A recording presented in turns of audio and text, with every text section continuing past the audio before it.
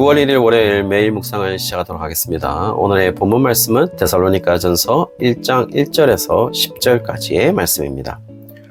오늘 9월 1일부터는 데살로니가전서가 시작이 됩니다. 금요일까지 데살로니가전서 전체를 함께 나누도록 하겠습니다. 데살로니가전서의 기록은 대체적으로 동의하고 있는 부분으로 말씀을 드린다면 사도행전 17장에 바울이 동역자들과 함께 데살로니가에서 전도를 하고 유대인들의 반발로 베레아로 가게 됩니다. 그리고 아덴을 거쳐서 고린도로 가게 되는데요. 사도행전 18장 1절에서 11절까지 보시면 그 고린도에서 1년 6개월간 목회를 했다라고 기록을 하고 있어요. 그 기간에 바울이 데살로니가 교회에게 보내는 첫 번째 편지를 보냈다면 사도행전에서 당시 시기를 알려주는 근거를 보여주고 있는데요. 18장 12절에 보시면 갈리오가 아가야 총독이었다라는 말은 갈리오의 그 아가야 총독 시기는 AD 51년이라고 본다면 고린도에 머문 1년 6개월 후에 갈리오 총독 앞에 서게 되는 것으로 우리가 간주한다면요. 데살로니가 전서는 AD 50년 정도의 기록이다라고 볼 수 있겠죠. 그래서 어떤 학자들은 데살로니가 전서가 바울 서신 중에 가장 먼저 기록된 것이다, 가장 먼저 기록된 서신이다 라고 주장하기도 합니다. 그러나 저는 사실 갈라디아서가 가장 먼저 기록된 것이라고 생각하고 있지만 가장 먼저 기록된 것이 무엇인가에 대해서는 다른 의견들이 존재하고 있는 것도 사실인 것이죠. 어쨌든 데살로니가 전서가 바울 서신 가운데 초창기에 기록된 것은 분명해 보입니다. 1절에 수신자에 대한 설명이 나오는데요. 수신자는 데살로니가인의 교회라고 나와 있어요. 그리고 중요한 사실 하나를 이야기하는데요. 하나님 아버지와 주 예수 그리스도 안에 있다라고 이야기해주고 있죠. 어쩌면 데살로니가 교회의 정체성을 이야기하고 있는 것으로 보입니다. 바울은 지금 그냥 아무 교회에게 보내는 것이 아니라 지금 데살로니가 교회에 대한 설명을 진짜 교회로서 하나님을 아버지로 하고 예수님을 주님으로 그리스도로 인정하고 있는 그 교회에 보내고 있음을 이야기해주고 있는 것이죠.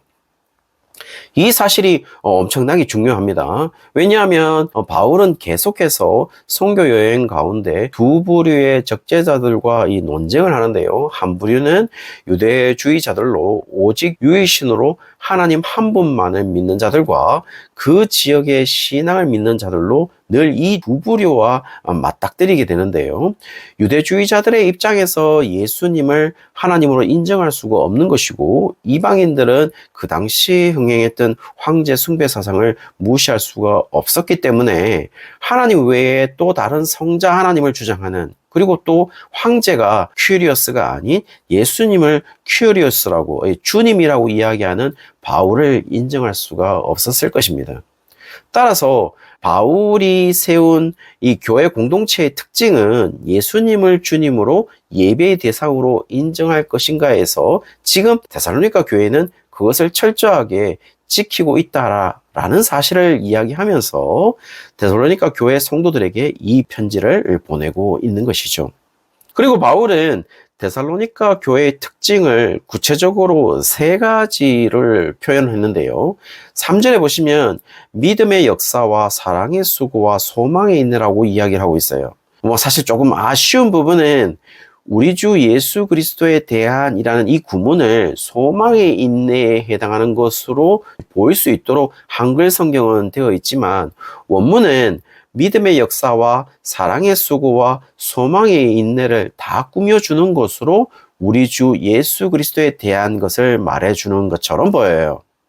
따라서 믿음, 사랑, 소망이 단순히 성도의 행위로서 이야기하는 것으로 보이지 않습니다. 단순한 성도의 행위를 말하는 것이 아니라 믿음과 사랑과 소망의 근원을 이야기하는 것으로 우리 주님 예수 그리스도가 없는 믿음의 행위, 예수님이 없는 사랑의 행위와 소망은 아무런 의미가 없다라는 사실을 이야기해 주는 것처럼 보입니다. 지금 바울이 데살로니가 교인들을 향해서 2절과 3절 마지막에 항상 하나님께 감사하고 기도하는 이유는 다름 아닌 그들의 행위가 단순한 행위가 아니라 모두 주 예수 그리스도에 대한 믿음의 역사이고 사랑의 수고이고 소망의 인내를 이루고 있기 때문임을 이야기하는 것으로 보입니다. 따라서 데살로니가 교인들이 막연한 믿음과 막연한 사랑과 막연한 소망을 가진 자가 아니라 예수님에 대한 믿음과 사랑과 소망을 가지고 행동하는 성도들임을 지금 바울이 잘 알고 있다는 사실을 이야기해주고 있는 것이죠. 그리고 지금 데살로니가 교인들이 그런 행위를 할 수 있는 기초에 대해서 4절에서 5절을 보시면은 데살로니가 교인들이 자신들이 누구인지를 정확하게 인식하는 것에 출발한다라는 것을 이야기해주고 있어요. 그래서 자신들의 정체성을 4절에는 하나님께 사랑받아 선택을 받은 자라는 사실과 성령이 적극적으로 역사한 그 현장에서 복음을 받아들인 자라는 사실을 이야기해주고 있죠. 그리고 그것에 그치는 것이 아니라 6절에서부터 7절까지 보시면 그들의 적극적인 태도가 모든 믿는 자의 본이 되었다라고 이야기를 해주고 있어요. 따라서 바울의 이야기는 누군가가 바울에게 성도로서 좋은 본보기를 제시해 줄 수 있느냐라고 묻는다면은 지금 데살로니가 성도들을 좋은 예로서 제시할 수 있다라고 이야기해 주고 있는 것이죠. 그리고 그런 좋은 예들을 단순히 데살로니가에 머물러 있는 것이 아니라 복음이 가지고 있는 속성인 이 확장성을 가진다라는 것을 8절에서도 이야기해 주고 있어요. 우리는 여기에서 바울이 바른 복음을 데살로니가 사람들에게 전했을 때 성령이 역사할 수밖에 없다라는 것을 이야기하고 있고, 복음을 받아들인 후에 데살로니가 교인들이 믿음의 본이 되어서 그 소문이 각처에 퍼져나가는 복음의 확장성을 가질 수밖에 없다라는 것도 이야기해주고 있는 것이죠. 예, 그래서 8절에 주님의 말씀을 전한 데살로니가 교인이 주가 아니라 주의 말씀이 주어가 되어서 데살로니가 교인들이 수단이 되어서 마게도냐와 아가야에게 주의 말씀이 들려졌다라는 이야기를 하고 있는 것이죠. 다시 말씀을 드리면은 바른 복음을 전할 때 성령이 역사한다는 사실과 주님의 말씀으로 진리 자체가 주도적으로 역사할 것임을 이야기해주고 있고, 그렇게 할 때에 이 복음을 듣는 자들이 믿음으로 반응할 것이다 라는 것을 이야기해주고 있는 것이죠. 바울은 이렇게 믿음으로 반응한 사실에 대해서 어떤 충고나 조언이 해줄 것이 없을 만큼 지금 데살로니가 교인들을 칭찬을 하고 있어요. 지금 바울은 데살로니가 교인들에게 어떤 거냐면 참 잘했어요 라고 마크를 찍어주고 있는 것이죠. 그리고 참 잘했어요 라는 그 마크를 주게 된 구체적인 3가지 모습을 이야기하는데요. 첫 번째로 보시면 9절 하반절에 복음을 받아들였을 때 자신들이 믿고 있던 우상을 버리고 하나님께 돌아섰다라고 이야기를 하고 있습니다. 사실은 이게 쉽지 않은 것입니다. 왜냐하면 어쩌면 그들이 믿고 있는 우상은 그들을 지탱하는 삶의 방식이었을 것인데 그것을 버리고 하나님께 돌아섰다라는 것이죠. 두 번째로 보시면은 우상을 버린과 동시에 살아계시고 참되신 하나님을 섬기게 되었다라고 말해주고 있어요. 따라서 바울이 전한 복음을 통하여 생명이 없고 거짓인 우상에서 생명과 진리이신 하나님께로 돌아섰다라는 것을 말해주고 있죠. 세 번째로 보시면은 10절에 죽은 자들 가운데서 다시 살리신 그 아들이 하늘로부터 강림하실 것이라는 재림의 신앙을 가진 것으로 이야기해주고 있습니다. 특별히 지금 바울이 칭찬하는 것은 다시 오실 예수님을 기다리는 자세에 대해서 언급하는 것으로 보여요. 정확하게는 너희가 어떻게 기다리는지라고 표현을 해주고 있거든요. 따라서 지금 바울이 데살로니가 교회 성도들에게 전해진 복음은 예수님이 죽으셨고 그분이 다시 사신 것과 그분이 예수님을 믿는 자들을 구원하시기 위해 반드시 다시 오신다는 재림에 관한 것이었음을 이야기해주고 있죠. 그리고 그 외에 다른 복음이나 진리는 우상으로 버렸다라는 얘기를 해주고 있습니다. 사실 데살로니가 사는 성도들은 대단한 결심이 필요했으리라 생각이 됩니다. 왜냐하면은 단순히 그들에게 있어서 자신이 믿는 신앙하는 대상을 바꾸는 것이 아니라 자신의 모든 생활 방식과 자신의 존재의 정체성을 바꾸는 것이었죠. 다시 말씀드리면 자신들의 존재 방식까지도 지금 전환하는 것이다 라고 볼 수 있다는 겁니다.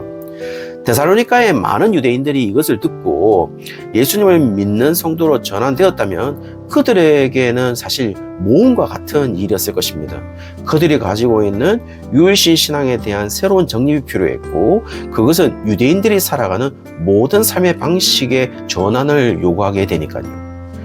그리고 지금 데살로니가 살면서 자신의 삶의 방식을 바꾸면서 복음을 받아들인 자들은 이제 우상을 섬기며 아니면은 황제 숭배를 해야만 편안한 삶이 보장될 수 있는 그런 세상에서 자신의 삶의 방식을 포기하고 복음에 합당한 삶의 방식으로 전환했고, 유대인들의 경우에는 전통적인 유대인의 삶의 방식이 아니라 예수님을 예배의 대상으로, 그리고 그분이 다시 오실 것이라는 그 신앙을 가진 삶의 방식으로 살아가는 삶을 선택하고 확정했다라는 사실을 이야기해 주고 있는 것이죠.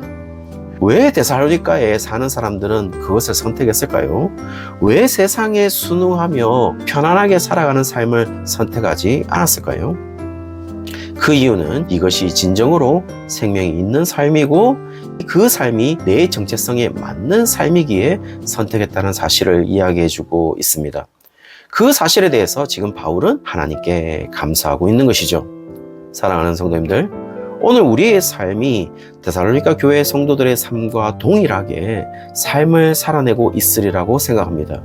그리고 사도 바울이 우리의 삶을 보았다면 분명 하나님께 감사했을 것입니다. 오늘도 여전히 그와 같은 삶으로 드려지는 하루가 되시기를 주의 이름으로 축원합니다.